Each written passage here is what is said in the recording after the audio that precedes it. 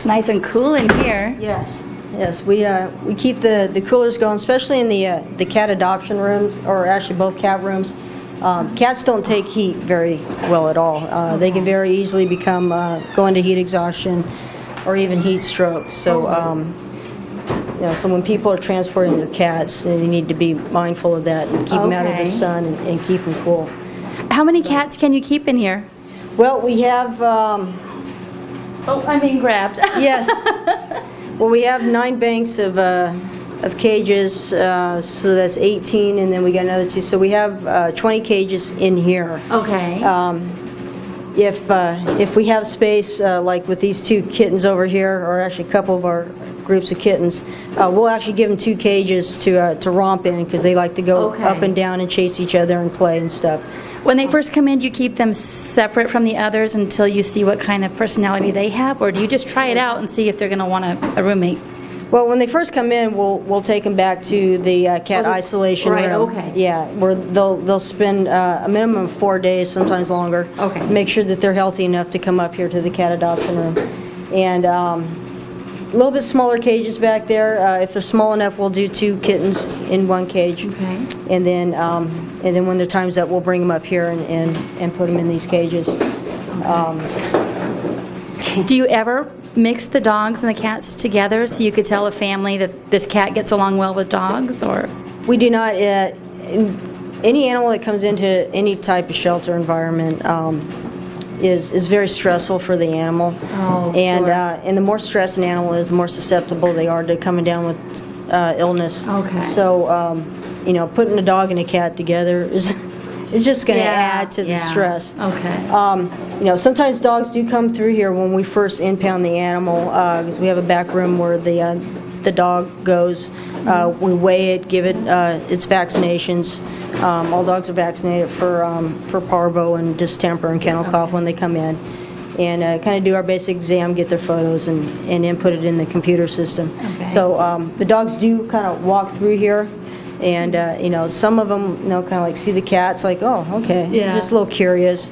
And others get a little worked up. We had a Jack Russell here a few weeks ago that I guess got off the leash and was here in the cat adoption room, and that dog obviously hated cats. He was going nuts trying to get at the cats. Oh no! And staff were trying to catch this little guy, and he was just ping ponging all through here, hitting the cages. They're hyper anyway, even if they're not worked up. Yeah, so I guess that was quite an ordeal. But tell me about this little guy or girl here.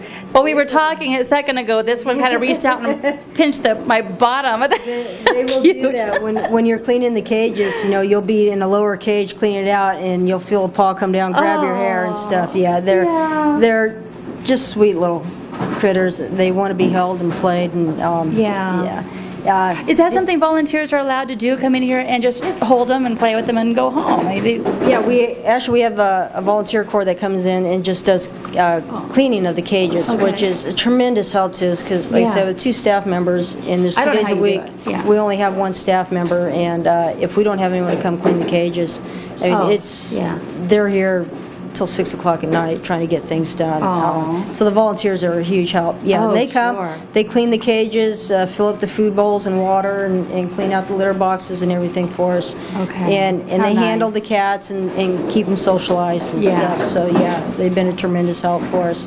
About how long do the cats stay in here? It looks like these are all young. Is that just because it's the season? It is the season. We get a lot of kittens that come in this time of year. For a while there, we were kind of inundated with a lot of adult cats that came in. A lot of people moving, can't take their cats and stuff. They'll surrender them to us. Cats we'll keep here for, we've had cats here like 3 or 4 months. They seem to tolerate being in the cages a little bit better. A dog, you can't keep them in a kennel for more than 2 months, sometimes less.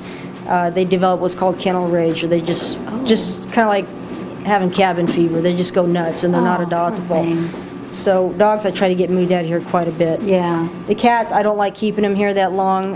It's where the Humane Society again steps in and helps out a lot. they network with other agencies like the SPCA in San Francisco. Right. You know, we send a lot of cats there. There's another agency up near Tahoe that takes cats from Okay. us in Sacramento. So Yeah. and then they'll take fosters out. The Humane Society will actually adopt cats from us and put them in their program and try to get them adopted nice. out. So That is so yeah, nice. Yeah, so we have a lot of This one seems a little older than the others. These are a little older. They've been here a little longer. They've been here about a month and a half now, going on Okay. 2 months. And yeah, we have quite a few that actually kind of grow up here. Yeah. So yeah, this one and his sibling over there, they're about probably close to 6 months of age. But Are most of the cats here because their owners they had kittens and couldn't give them away, couldn't sell them, they just drop them off here? we actually get a lot of cats that come in via traps. We rent cat traps because we have a huge feral cat problem in this county. Right, So a right. lot of people come in, rent traps, and trap these cats and bring them to us as feral cats. We get these cats.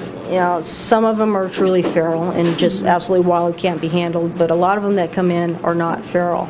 Right. And especially like the kittens, you know, if we get them young enough, we can socialize them and Right, good. and tame them down, and so that they can be adopted out. Is that something you want people to do, to set cat traps and bring you the cats? Yes, because it helps to control the cat population. A female cat with during her lifetime, counting her and her offspring, can have as much as 420,000 cats. Oh my God. And that can, you know, you take all those female cats and they just keep breeding, Yeah. and they can have several litters in 1 year. Really? So yeah, I mean, a cat can breed as soon as 2 weeks after having kittens. Wow. So poor thing. they're yeah, they're very prolific, and they multiply very quickly, and that's why we have such the pet overpopulation that we do. Right. Does it cost anything to rent or to get a trap from you? No, we ask for a $30 deposit, and when you bring the trap back, you get that $30 back, Okay. and that's all there is to that. So, Okay. and, Interesting. I didn't even know you guys did that. Yeah, and